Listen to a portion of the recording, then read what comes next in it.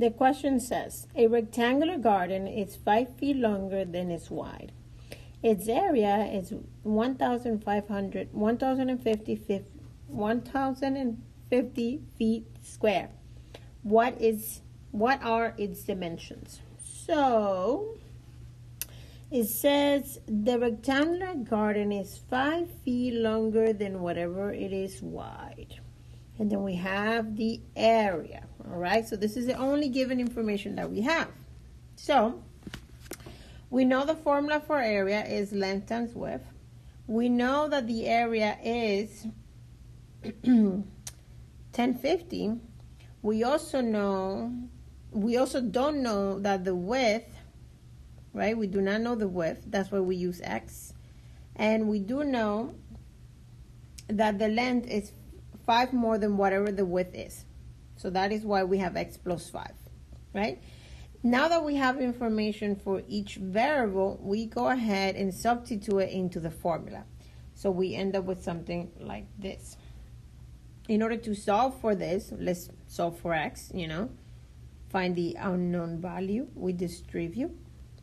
And then let's set it equal to 0. So now we're going to distribute and set equal to 0. We're going to set it equal to 0 so we can solve. So this is where we are. Now, once we are here, the methods that we have learned to solve could be factoring. You can try to factor this. You can also use a quadratic formula. All right? You have those two choices. I checked and it is factorable, and we can definitely use a quadratic formula. So I decided for us to use a quadratic formula. So go ahead and substitute the values of a, b, and c into our quadratic formula. And this is what we have. This is our quadratic formula. Make sure we always write it down every time we are working with it. Once we substitute all the values in the quadratic formula, we do the square, we do the multiplication.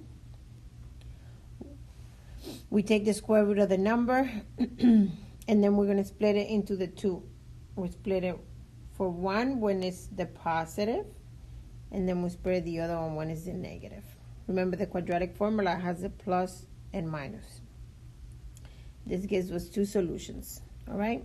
Now, we are talking about real-life application. Therefore, this is a distance. We cannot use the negative one, so this we eliminate. So the one that we're going to keep is the 30, the positive number. And this is referring to the width, all right? Because that's the first unknown value that we were missing, the width, okay? So then we know that the length is 5 more than whatever the width is, and that's how we get the 35.